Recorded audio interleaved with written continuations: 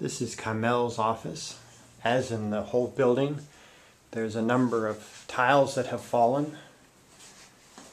In this case, there are some slight cracks on the wall. This is where Isaac used to sit. Again, you can see the tiles have fallen from the roof.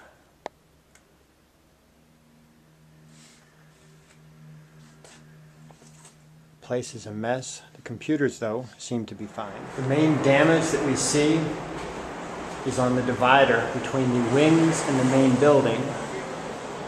It looks like the crack is between the structural members and not as part of the structural members.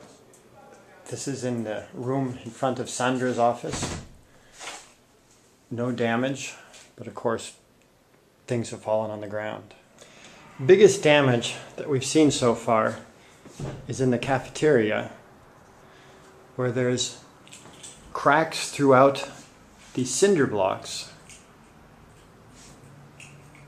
and apparently some cracks could be where one of the columns is. My biggest concern is that 2 of the columns have cracks in them.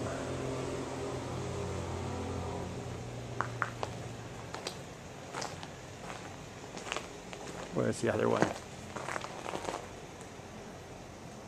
This one, and then one way down there. There's a close-up of the other crack.